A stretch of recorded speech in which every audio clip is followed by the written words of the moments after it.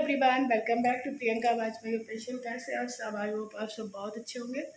तो फाइनली मैं वापस आ चुकी हूँ। मतलब मायके भी घूम लिया, ससुराल भी घूम लिया है, आ चुकी हूँ कानपुर। और मैं सुबह 8:30 बजे आ गई थी। तब से बराबर मैंने चेंज किया, नाश्ता किया और इसके बाद कंटिन्यू हम तीनों लोग काम में लगे हैं। इसीलिए और जल्दी आ गई थी मैं, क्योंकि कल से इनको ऑफिस जाना, फिर मुझे सारा कुछ अकेले करना पड़ता। आज मुझे हेल्प मिल जाएगी। तो तीनों लोग लगे हैं बराबर सफाई में। आप घर में रहो, डेली डेली करते रहते, पता नहीं चलता है।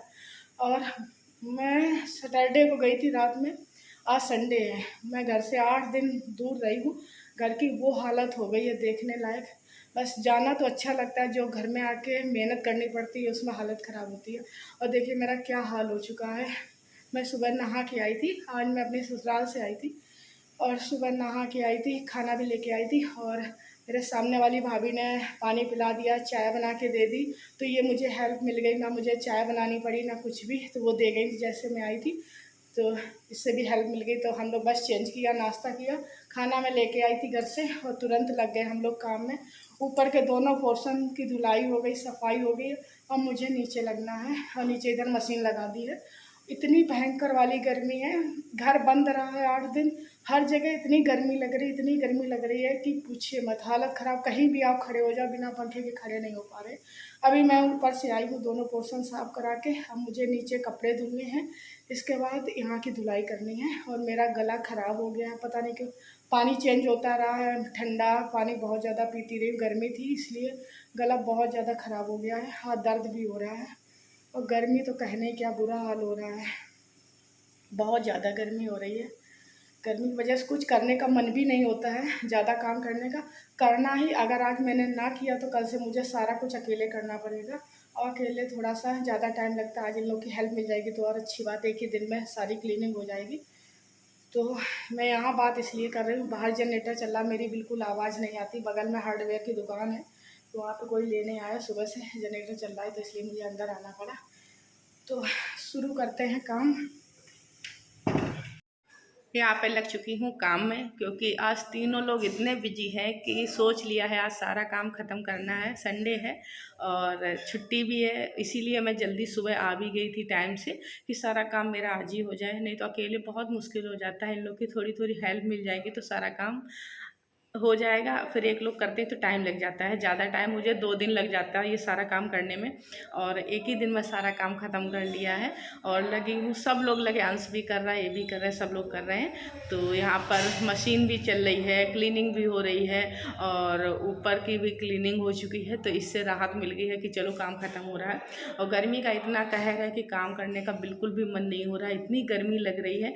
काम तो करना ही है हिम्मत करके, और बस ऐसा लगता है कि सर्दियों में काम करते रहो तो गर्मी लगने लगती है, और गर्मी में जितना काम करो उतनी ज़्यादा गर्मी लगती है। और मैंने सोच लिया कि गर्मी को बिल्कुल भी माइंड में नहीं करना कि गर्मी है, बस खाली काम को ख़त्म करना है, कैसे भी आज काम ख़त्म हो जाए, बस ये सोचा है।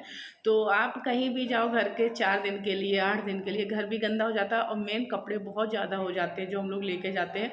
मैंने आज इतनी कपड़ों की धुलाई की, इतनी धुलाई की है कि शायद बहुत दिन से इतने कपड़े नहीं धुले, जो भी मैं ले गई थी, पहन के गई थी तीनों लोग के। और मैं कपड़े धुल के भी लाती हूँ तब भी उनको एक बार घर में धुल के फिर उसमें प्रेस करती हूँ, तो मेरा मतलब अच्छा लगने लगता मुझे कि हाँ ये फिर नए तरीके से धुल गए हैं। तो एक ये बहुत बड़ी बीमारी है कि हाँ कपड़े दोबारा से धुलो फिर उसमें प्रेस करो, तो इस चक्कर में और मेरा काम बढ़ जाता है। पर कोई नहीं, सब काम हो जाएगा। तो यहाँ पर मैं क्लीनिंग में लगी हूँ, उधर मशीन चल रही, कपड़े भी धुलते जाएंगे और इस चक्कर में सारा काम हो जाएगा। और मुझे खाना भी नहीं बनाना है, क्योंकि खाना मम्मी ने बना दिया था, सासू माँ ने, तो मैं लेके आ गई थी। तो आज उसी से हम लोग को काम चलाना है, इसीलिए। और मम्मी ने पैक कर दिया था कि खाना नहीं बनाना पड़ेगा तो काम हो जाएगा। अगर खाना बनाती तो मुझे 1 से 1.5 घंटा खाना में लगता, तो उतनी देर रुकना पड़ता। तो इसी चक्कर में खाना लेके आई हूँ, उसका फुल फ़ायदा उठा लेती हूँ। और जब खाना नहीं बनाना होता तो बहुत जल्दी काम निपट जाता है। तो बस खाना हम लोग ने नाश्ता कर लिया है और जो बचा हुआ खाना पैक करके रख लिया कि दोपहर में हम लोग भी इसी से काम चला लेंगे, तो नहीं बनाना पड़ेगा तो काम ख़त्म हो जाएगा।